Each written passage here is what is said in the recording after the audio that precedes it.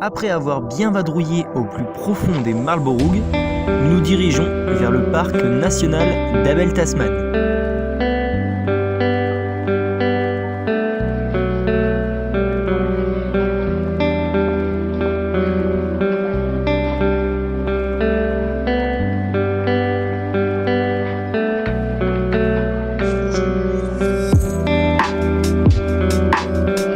Bien sûr, on ne passe pas à côté de potentiels spots de chasse, même si le van ronchonne un peu de temps en temps sur certains chemins.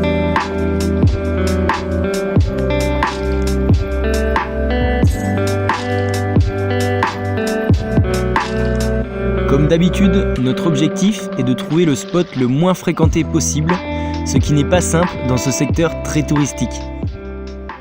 Je laisse cette vidéo brute intentionnellement, juste pour avoir un aperçu de la pollution sonore que les moteurs peuvent créer sous l'eau. Imaginez le stress que ce bruit peut engendrer lorsque l'on est en apnée à un peu plus de 10 mètres de fond et que l'on ne sait pas si le bateau est loin ou juste au-dessus.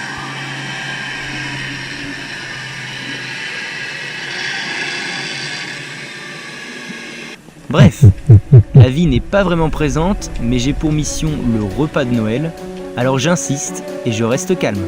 Et c'est alors que la mère de Tasman a décidé de m'offrir mes cadeaux en avance.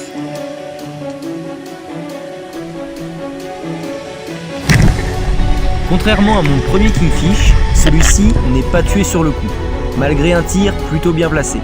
Le poisson reste bien puissant et la remontée est d'autant plus difficile que je suis sur la fin d'une bonne apnée. Le but est de maintenir le poisson fermement en tension pour qu'il se fatigue sans aller se coincer dans les cailloux.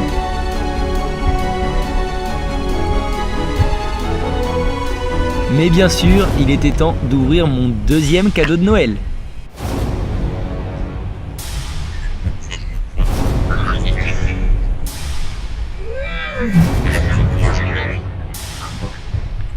Le combat continue avec un joueur et une dose d'adrénaline supplémentaire.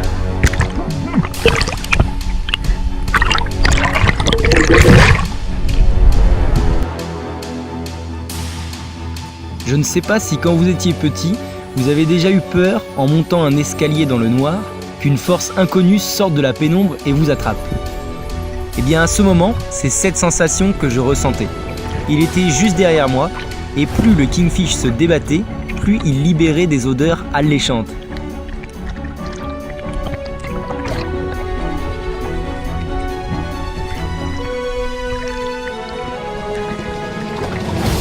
La chance que j'ai eue, c'est que le poisson cherchait à se décrocher dans les cailloux et donc se dirigeait vers le bord.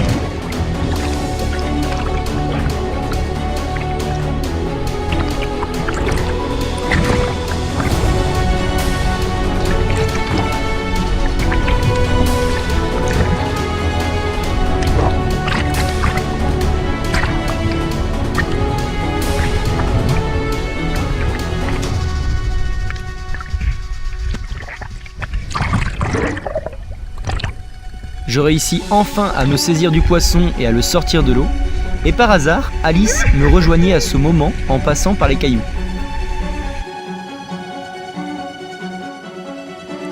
Je lui transmets mon poisson pour qu'elle le ramène sur la plage en passant par la côte.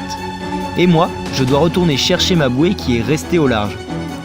Seulement, à peine remis la tête sous l'eau, que je me fais tirer la palme par mon pote qui a les odeurs plein les narines.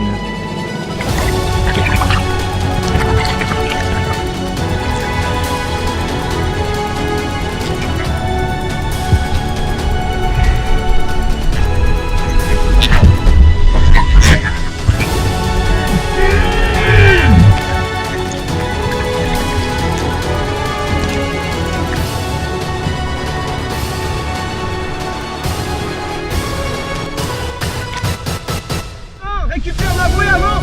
Et comme une belle demoiselle qui sort des cailloux avec un poisson de plus d'1 mètre dans les bras, ça ne passe pas inaperçu, Alice rencontre des plaisanciers avec leur annexe et leur demande de m'emmener récupérer ma bouée.